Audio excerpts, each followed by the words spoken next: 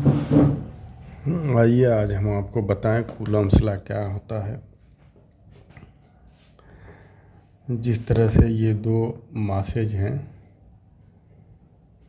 जिस तरह से दो मास एक दूसरे के ऊपर फोर्स लगाते हैं और उस फोर्स को हम ग्रेविटेशनल फोर्स कहते हैं, ठीक उसी तरह से दो चार्जेज एक दूसरे के ऊपर फोर्स लगाते हैं और उस फोर्स को हम इलेक्ट्रोस्टैटिक फोर्स कहते हैं। जो ग्रेविटेशनल फोर्स होते हैं वो तो अट्रैक्टिव नेचर के होते हैं। ये दोनों मास हैं, ये एक दूसरे को हमेशा अट्रैक्ट करेंगे, रिपेल नहीं करेंगे। मगर ये जो इलेक्ट्रोस्टैटिक फोर्स होता है, इनका नेचर रिपल्सिव भी होता है और अट्रैक्टिव भी होता है। मान लीजिए ये दो चार्ज हैं, ए और बी।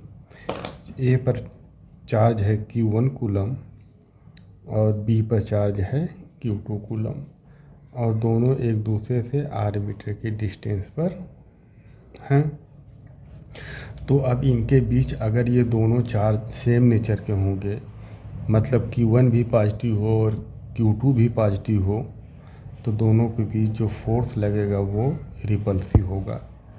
या दोनों में से ये भी निगेटिव हो और ये भी निगेटिव हो, या ये भी पॉजिटिव हो और ये भी पॉजिटिव हो, दोनों अगर सेम नेचर के होंगे तो दोनों एक दूसरे को रिपेल करेंगे, दूर भगाएंगे।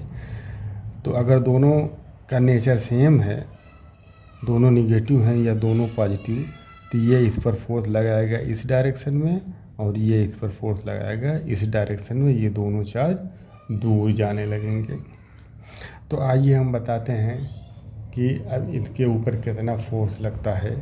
इसके लिए सबसे पहले कूलम नामक साइंटिस्ट ने ये बताया कि दोनों के बीच, दो चार्ज के बीच लगने वाला फोर्स ये प्रोपोर्शनल होता है दोनों चार्ज के प्रोडक्ट के, दोनों चार्ज के प्रोडक्ट के। इसका चार्ज Q1 कूलम है, इसका चार्ज Q2 कूलम है, दोनों को आप मल्टीप्लाई कर दीजिए तो ये जो फोर्स है वो प्रोपोर्शनल होगा दोनों चार्ज के प्रोडक्ट के। मान लीजिए एक चार्ज यहाँ पर है 10 कूलम और दूसरा चार्ज भी यहाँ पर है 10 कूलम का। अब इन दोनों के बीच की दूरी मान लीजिए कुछ है r है मान लीजिए। तो अब इन दोनों के बीच जो लगने वाला फोर्स है, इन दोनों के बीच जो लगने वाला फोर्स है वो प्रोपोर्शनल होगा दोनों चार्ज के मल्टीप्लाई के, 10 इंटू 10। तो 10 इंटू 10 100 हो गया।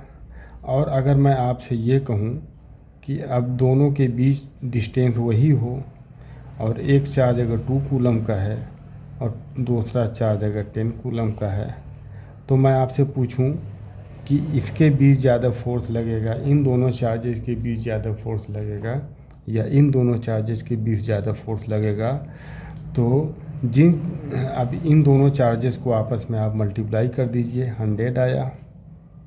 और इन दोनों चार्जेस को आपस में आप मल्टीप्लाई कर दीजिए, 2 इंटू 10 20 आया।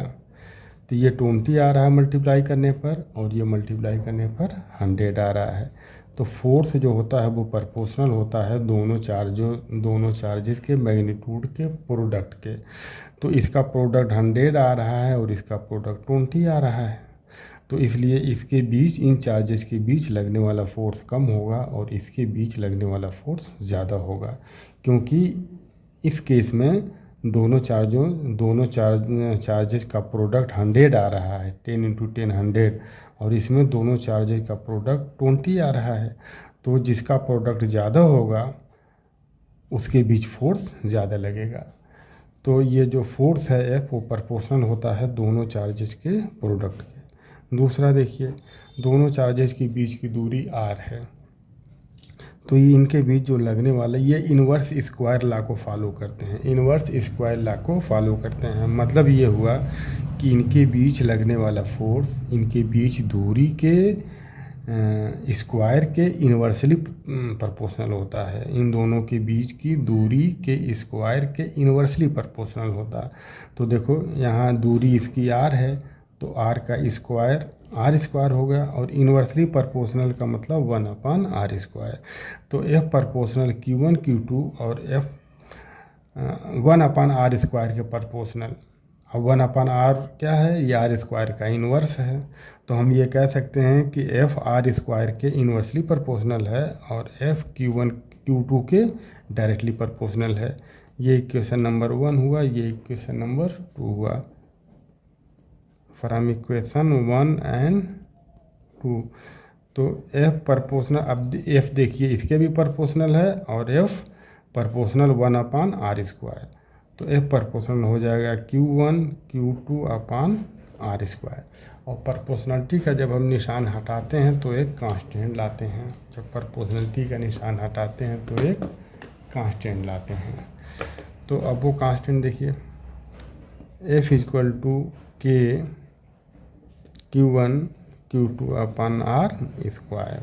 ये कूलम्स लॉ है। और K की जो वैल्यू होती है, K बराबर होता है 1/4πε0। ये K की ये वैल्यू होती है एप्सिलॉन। अगर ये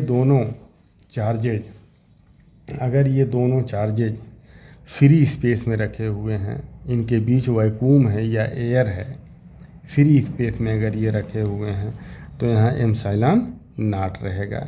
ये जो ε0 है ये परमिटिविटी ऑफ फ्री स्पेस है। ε0 परमिटिविटी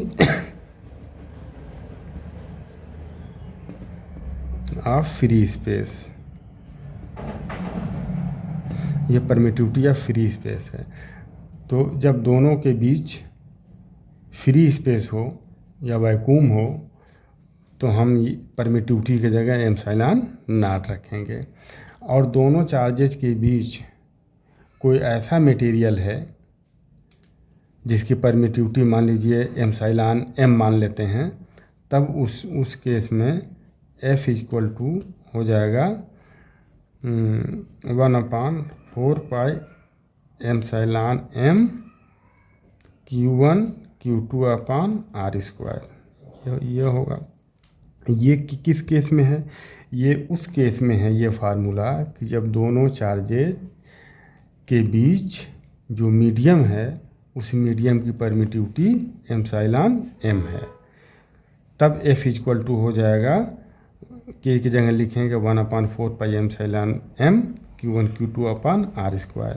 और आपको क्वेश्चन में परमिटिविटी दी रहेगी, उस मटेरियल की परमिटिविटी दी रहेगी, मीडियम की परमिटिविटी क्वेश्चन में दिया रहेगा, ठीक। और अगर ये दोनों चार्जेज अगर फ्री स्पेस में रखे गए हैं या वैक्यूम में रखे गए हैं तो उस केस में जो K की वैल्यू होती है 1/4πε0 और ये इक्वल होता है 9 × 10⁹ के इक्वल होता है। तब हम K की जगह पर क्या रख देंगे, 9 × 10⁹। तब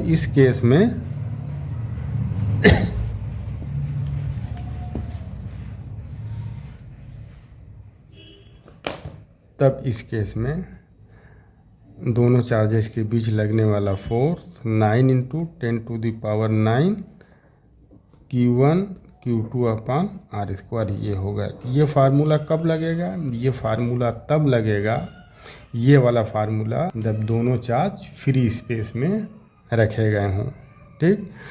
तो अब देखिए K की वैल्यू अगर मैं रख दूं, फ्री स्पेस के लिए K की वैल्यू होती है कि फ्री स्पेस के लिए K की जगह पर हम लिखते हैं 1/4πε0। तो फ्री स्पेस के